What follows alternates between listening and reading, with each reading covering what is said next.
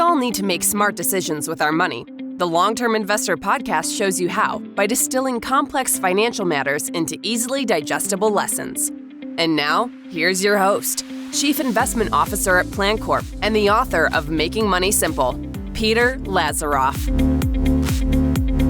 Welcome to the Long-Term Investor, proud member of the Retirement Podcast Network. Today, I'm joined by one of the most respected voices in economic and market analysis, Dr. David Kelly, Chief Global Strategist at JPMorgan Asset Management.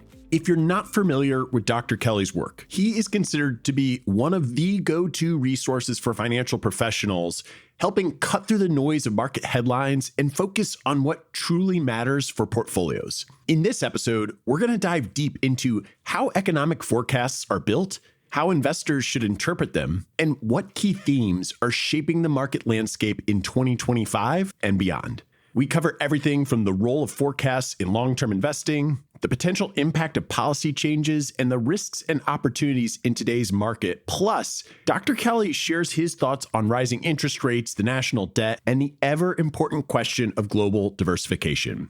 If you can't tell from this description, this conversation is packed with valuable insights for anyone looking to make more informed investment decisions. And as a reminder, you can find detailed show notes from the conversation at thelongterminvestor.com. And I'd also like to invite you to subscribe to my newsletter that comes out every other Wednesday with my latest work, free downloadable resources, and links to the most important things that I'm reading. To get to that newsletter, there is a link to subscribe in the episode description of your podcast app. So go there, subscribe now, and anytime you get one of those newsletters, hit reply and drop me a note. Tell me what you think. But enough from me. Let's get right to it. Here is my conversation with Dr. David Kelly.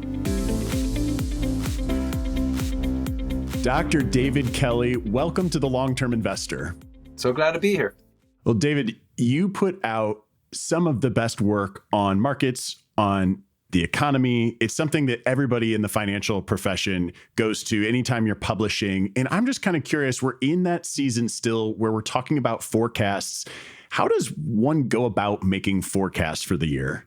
Well, I approach this as an economist, and I've had a macroeconomic model of the US economy, which I've been nursing and nurturing for the best part of 30 years. So what I try to do is look at the overall mosaic of data. It's not any one series, it's not like the unemployment rate or GDP growth. I try to look at it all, actually. And I have forecasts for some key variables like GDP growth or unemployment or inflation or corporate profits, but they all sort of feed into each other. And so you sort of build a picture of how the economy is progressing.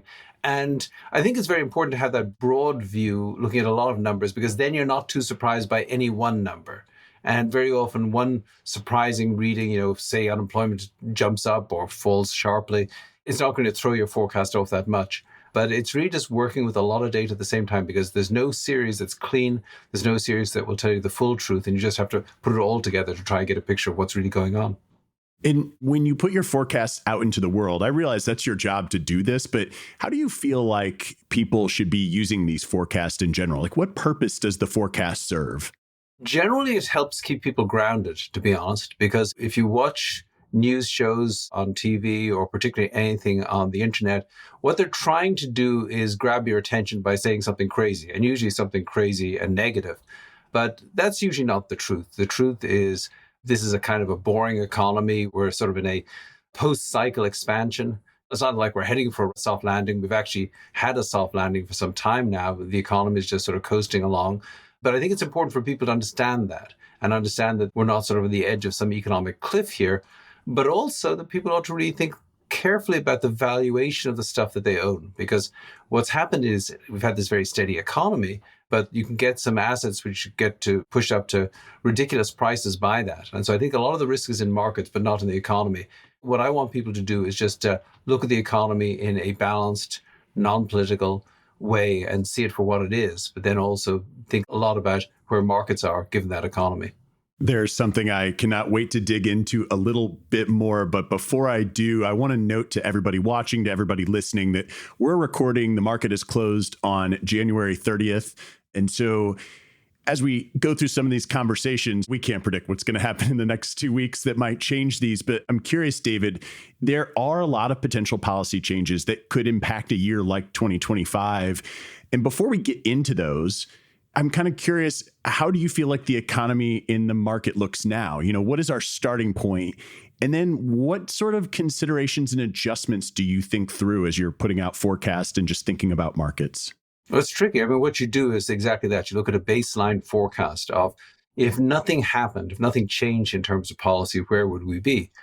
And I remember last year in 2024, my forecast was actually 2024, 2% real GDP growth, 0 recessions, the inflation rate coming down to 2% and the unemployment rate holding at about 4%. Turns out that was pretty close to the mark, actually. The economy was just a little bit stronger. Inflation was a little bit higher than that, but not by much.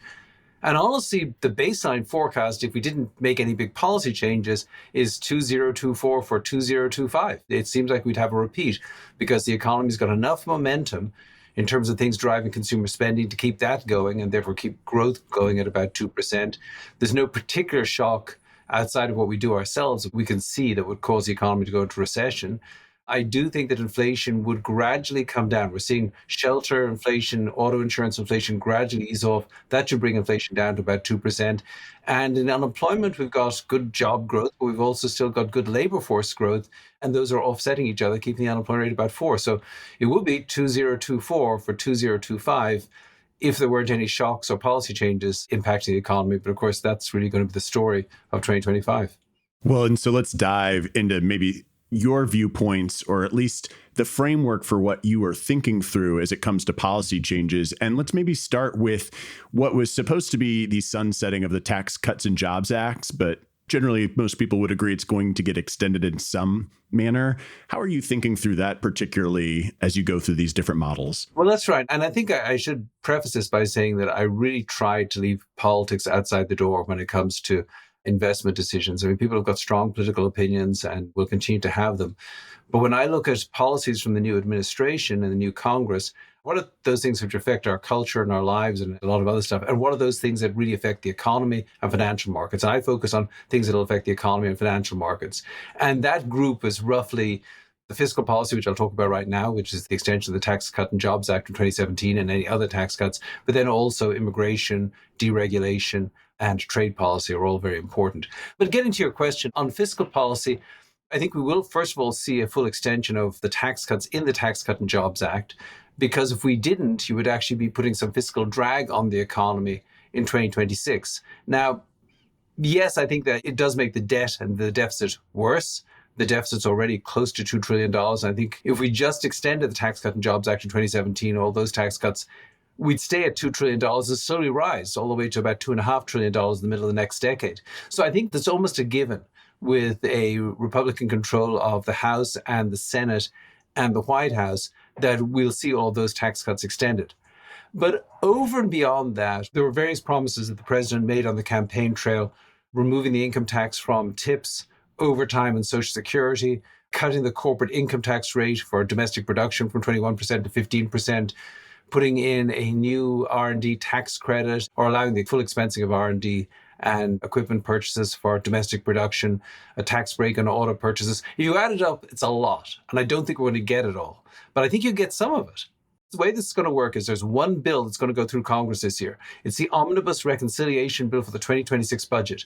That is the vehicle upon which all of these tax cuts are going to have to be placed, because it's the only financial bill that can go through the Senate and not be blocked by a filibuster. You get one bite of this apple every year. And so that's what's going to happen. And over the course of the spring and the summer, people are going to be putting in their own pet tax cuts onto this bill. It will, therefore, I think, increase the debt.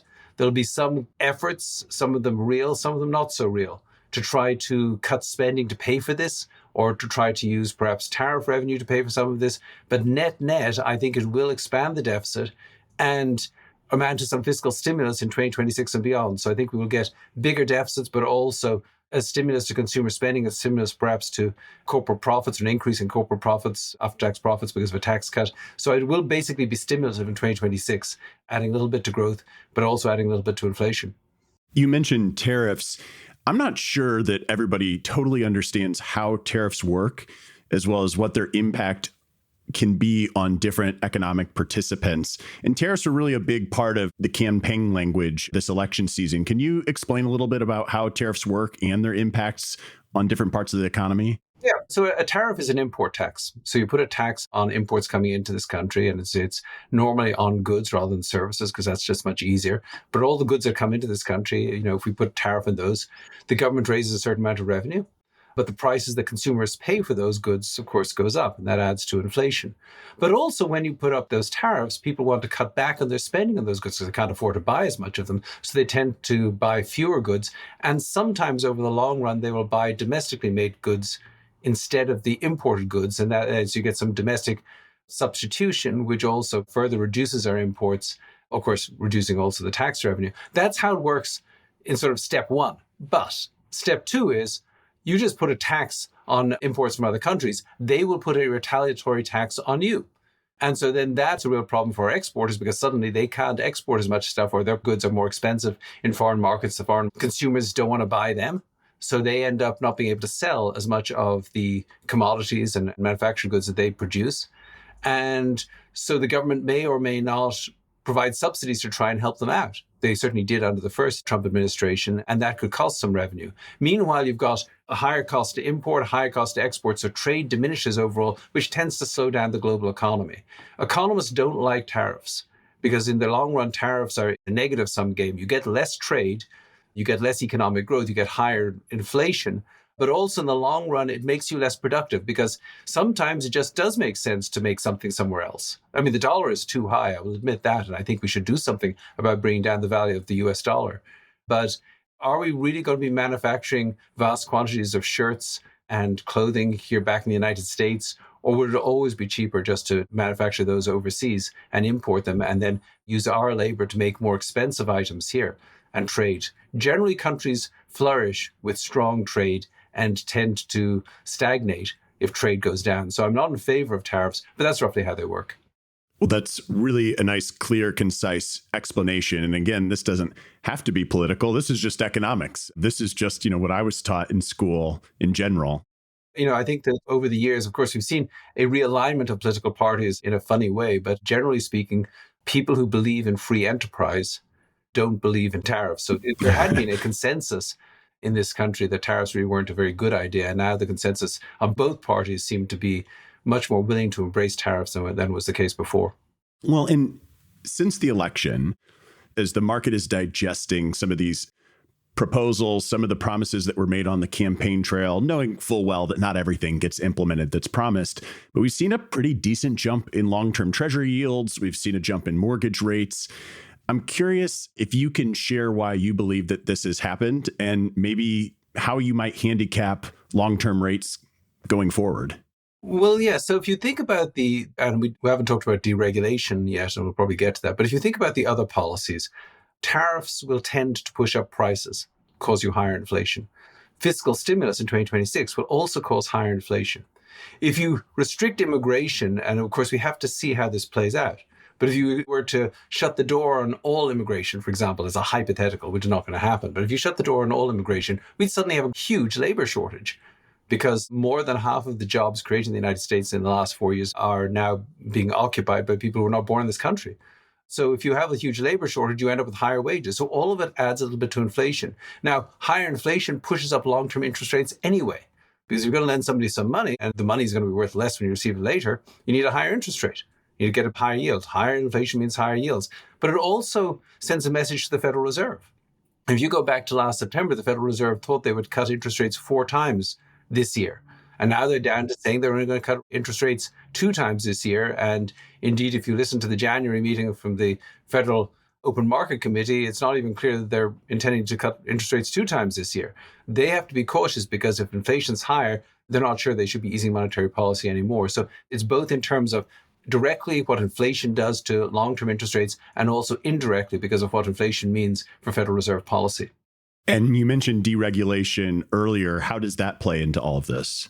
Well, deregulation can reduce inflation. But for example, there's a lot of talk about deregulating energy. And so if you have fewer restrictions on energy production, you might end up with greater US production of oil and natural gas, which will push down energy prices, which of course is disinflationary. There are perhaps other areas financial markets could benefit from deregulation if you, for example, reduce the regulation on banks making loans or how much capital they have to hold. You could get more economic growth, and that could possibly give you more growth and less inflation. So those things are positives from deregulation. But I think we need to pause and think a little bit about what deregulation means. So there's some things that aid financial markets. There's some things that might be good for the economy. But also, we're in a very weird time here in terms of technology. And you could argue that with completely new industries such as social media or AI, there's actually a need for not blanket, crude regulation, but actually rather intelligent regulation to try to limit the ability of these things to manipulate society in a way that's not a great idea or cause bubbles in markets. So everything that we regulate tends to reduce risk to some extent. If you deregulate, you may get more economic growth. You may also get lower inflation, but you also run the risk of a blow up. I mean, if you think about the crises that we've had so far in the 21st century, the housing crisis in 2008, the great financial crisis, was arguably caused by not enough regulation in the mortgage industry.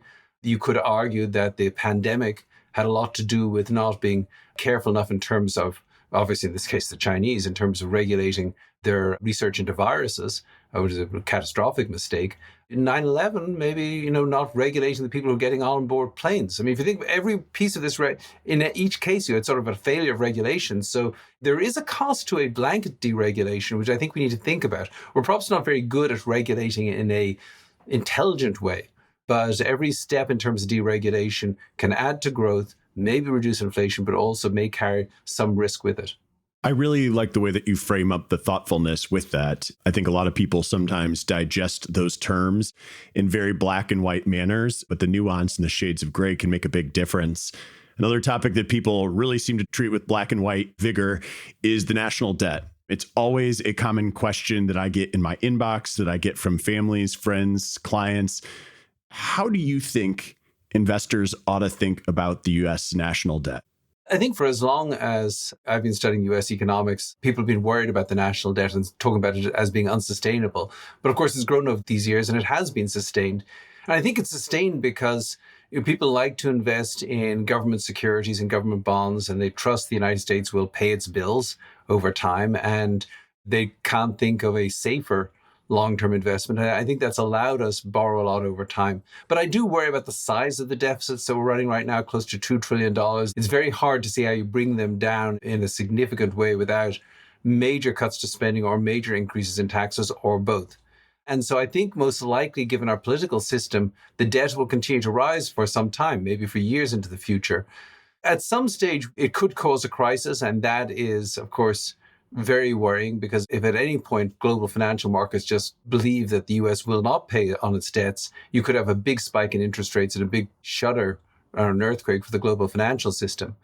But for the moment, I think that day is still somewhat distant. But I think we have to think about, first of all, in terms of policy, so long as we maintain Federal Reserve independence, I think that's very important in terms of maintaining the credibility of the US federal government.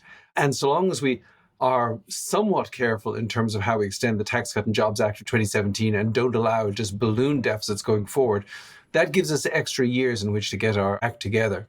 So I think policy decisions made at this point are very important. In the end, I don't know what the percentage is. Right now, the debt is about 100% of GDP.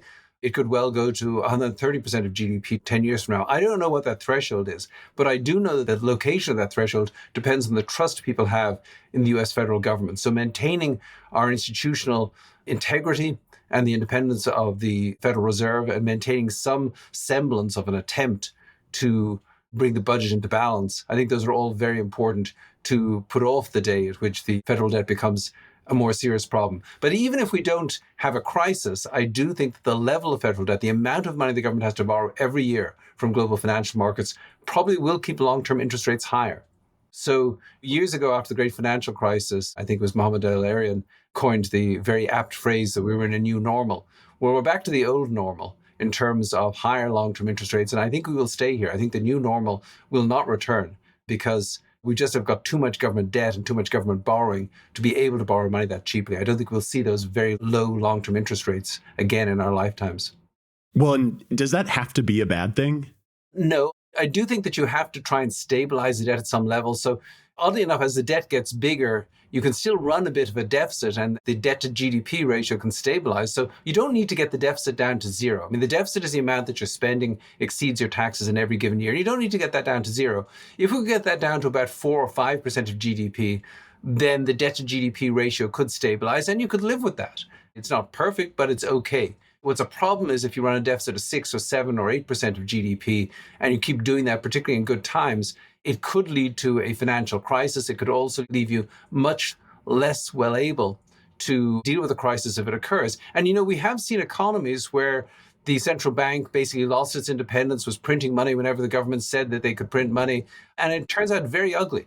I mean, if you think about South American countries, it's sort of the road to Argentina when the central bank loses its independence. So it's very important to maintain that independence, to try and maintain stable inflation and to have some level of discipline in terms of how big we allow these deficits get. Well, and I'm going to continue to dig in here because I think it's just such a misunderstood topic in general. But as long as the Fed remains independent, the question is never really, can we pay our bills? It's more a question of, do we choose to? Because between the Fed and the Treasury, we can print the money necessary to pay our bills. But if politicians, we still have this debt ceiling that's antiquated and not really relevant to the way markets work. But really, I think when rates rise, and please, tell me if you think differently, a lot of that, the fear of investors entrusting us, I think has more to do with, will our politicians make good choices? And will they choose to honor their debts versus can we actually pay them? These are all dollar denominated debts. We can pay them. It's just a matter of how it happens. Is that a fair way to look at it? That's absolutely correct. I mean, there are decisions that we make on taxation all the time. For example, if you wanted to raise more money, you could do something on the step up in basis for capital gains or on estate tax or the higher levels of income tax. Or you could try and do stuff on the supply side to say people, instead of being able to retire with full Social Security at 67, maybe you gradually edge that up to 70. None of these things are popular, but there are things that you could do on both the spending side and the tax side to balance the books. The problem, as you rightly say, it's a political problem. In the November elections, I saw an awful lot of commercials, far more commercials than I wanted to see. But I saw commercials attacking one side as being eager to raise your taxes and another side as eager to cut entitlements and cut spending on Medicare and Medicaid.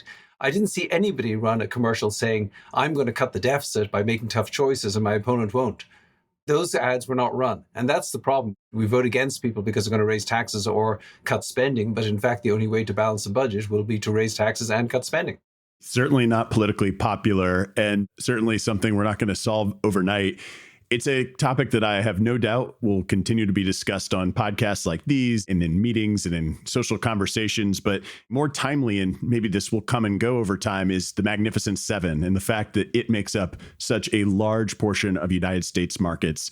That has been something, I think, throughout 2024 that was brought to the forefront of a lot of headlines. It continues to be a talking point heading into 2025. What are your thoughts on the Magnificent Seven and the level of concentration within the S&P 500?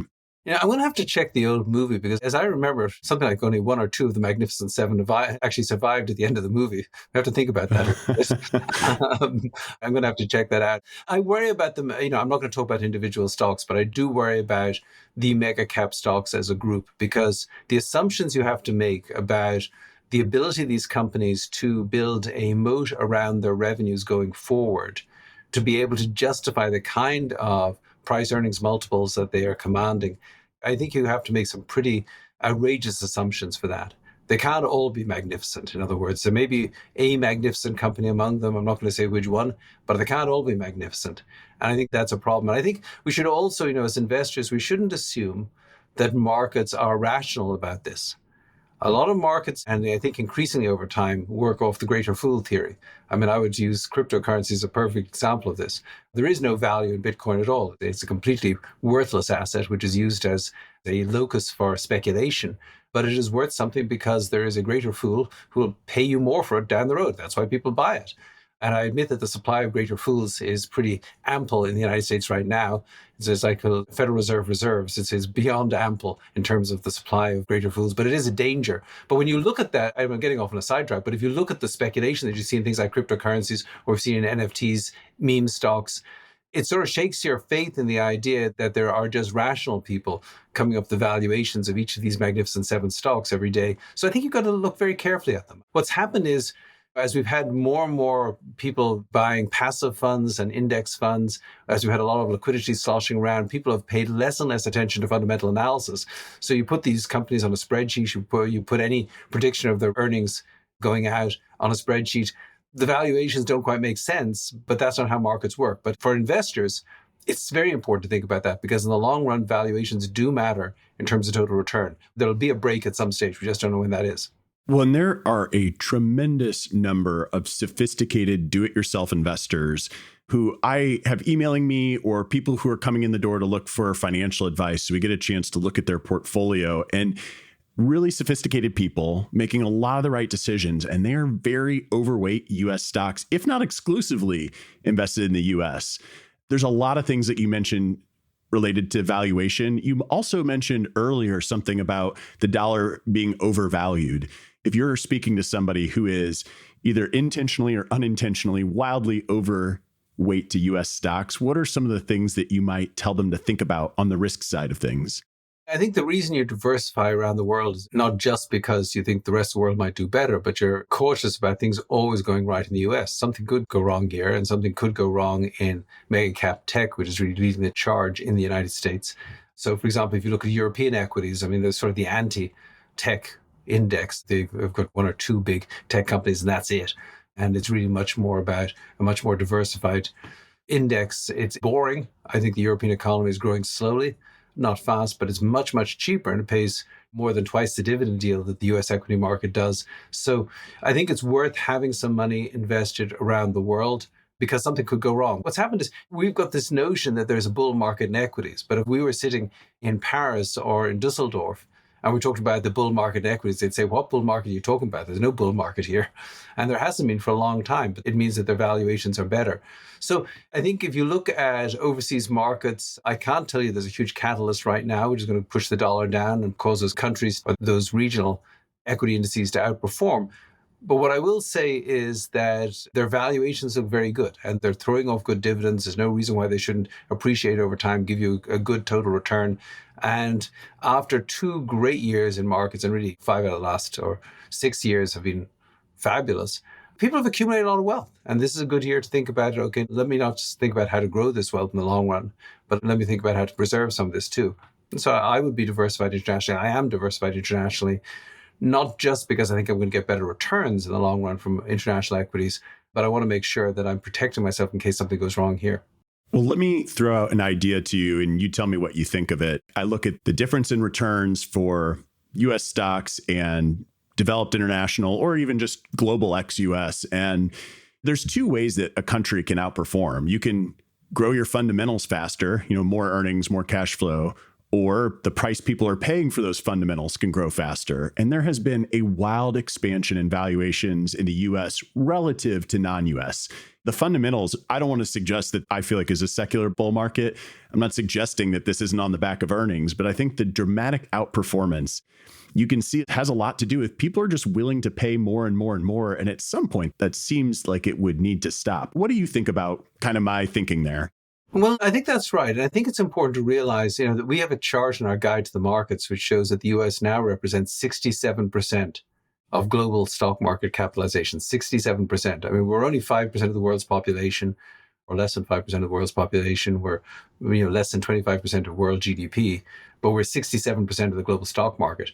That is obviously very high, but it's because we have a stock culture in this country. I mean, in Europe, people tend to invest in real estate or keep money market accounts, and companies tend to finance themselves through banks. We are the world's great stock market investors.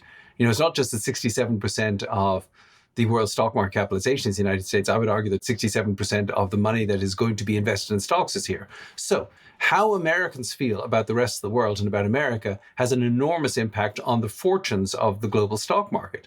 And I have to say that after years of the dollar going up and US stocks rising, there's nothing that American investors hate more than international stocks. I frequently speak at conferences where I talk to financial advisors and I ask them a simple question. How many of your clients would you say are overweight international? Absolute crickets. 0. Nobody is overweight international. But if the US investors hate international, it's very hard for international to perform well. And equally, if the US is infatuated with mega cap growth stocks, they will tend to outperform. And that's really what's been going on for many years. And it's sort of a self-perpetuating process until something goes wrong in the US and goes wrong with the dollar. It reverses for a while. And if you have a year or two in which the dollar has plunged and suddenly you're getting 20% in your international portfolio, but you're actually down in your US portfolio, people are saying, well, why again don't I own some international? And that's right. What happens. But I do think careful valuations matter in the long run, and international stocks are much, much less expensive than US stocks. Boy, do I remember defending US allocations coming out of the great financial crisis in the early 2010s. Nobody wanted to touch US. They only wanted emerging. They only wanted China. They only wanted anything non-US.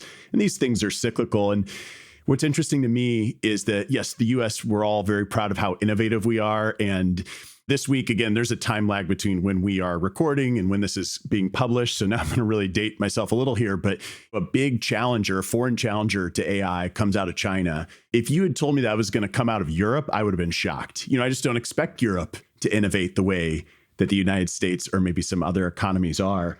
But actually thinking about AI, that's the last topic I want to talk to you about in terms of these big topics that people are talking about. What is it that you are excited about within AI? What are things that you think about as it pertains to your role in modeling out the economy as it comes to AI? Anything that's on your mind there? There are a few things. First of all, I think there is a lot of potential and a lot of risk in AI for the economy and for our society overall. I do think that AI is completely real and it's going to be a growing part of everybody's lives for years to come.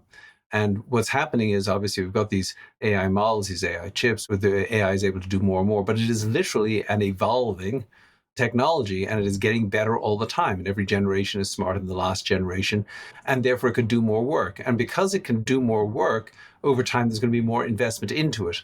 So you end up with this exponential process where you've got more capital spending on smarter and smarter technology. You can then, if you integrate it properly with robotics, there is more and more labor you can replace with it. That can make the whole economy more efficient in terms of output per labor hour, although it can have huge distributional effects on the people who lose employment because of it. I'm not that scared in the long run that we're going to have mass unemployment because of a technology. That has never happened in the past. Usually technologies lead to just new jobs and new ideas coming up. So that's the positive side. The negative side is that unregulated, some of these technologies can have very detrimental effects. There's a lot of research now coming out on the effect of smartphones on young brains. And it is really affecting society. I don't think just young brains, I think brains in general. I have arguments with people on my team all the time who want to use AI to proof their work. And I know you won't do that. I don't want people who can't write because AI could write for them. And the more we disable ourselves, people can't write cursive anymore. People can't type anymore because they can just talk it all. Or if they don't have to think about how they say something, because the computer will do it for them, then you will lose some human intelligence that way. I think that's a risk. And then also AI in the hands of nefarious characters could do terrible damage, political damage. Potentially, without regulation, you could have the equivalent of a lab leak in AI or a nefarious character doing something with the AI technology, which has very damaging effects on society. So I think AI plus robotics has got tremendous potential. AI plus oligarchs has got potential risk. I think it's going to happen anyway. And so what I hope we do is really think urgently about the need to regulate AI so that it is used for the good of mankind and not for the detriment of mankind. And if we don't regulate, very likely bad things will happen eventually. With regard to investing, though, the key thing I'd say is, look, it's real, but you don't know who the winners are going to be.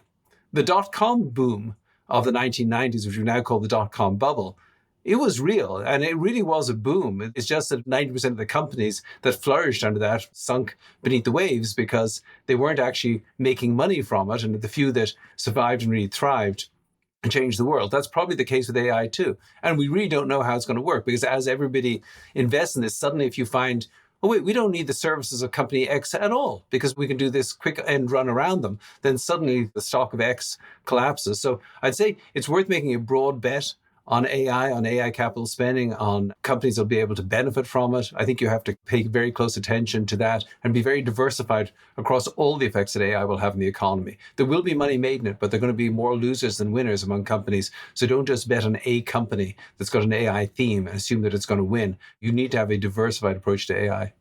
David, it is always a pleasure hearing your thoughts. It is a true honor to have you directly on the show. In the show notes at thelongterminvestor.com, I'm going to put links to Guide to the Market, to your podcast. What other places should people be looking to find more and follow along with your insights? Well, thank you. I mean, we update our Guide to the Markets every day by 10 a.m. And also I write an article on LinkedIn. You can sign up for that. So if you want a written version of my notes of the week ahead. And then, we do lots of webcasts too. So if you are interested in that, check out our advertising, because we will advertise our various ways we try to update people on what's going on and what it means for investors. Well, again, thank you so much for your time. And again, if you're watching or listening to us, go to thelongterminvestor.com. You will find all of that information. You can follow along with David's great insights. Thanks, everybody. Until next time, to long-term investing. Thank you. Thanks for listening to the Long-Term Investor Podcast. To access free financial resources and submit questions to be answered on the show, visit thelongterminvestor.com. Peter Lazaroff is an employee of PlanCorp and BrightPlan. All opinions expressed by Peter and any podcast guests are solely their own opinions and do not reflect the opinions of PlanCorp or BrightPlan. This podcast is for informational purposes only and should not be relied upon as a basis for investment decisions. Clients of PlanCorp and BrightPlan may maintain positions in the securities discussed in this podcast.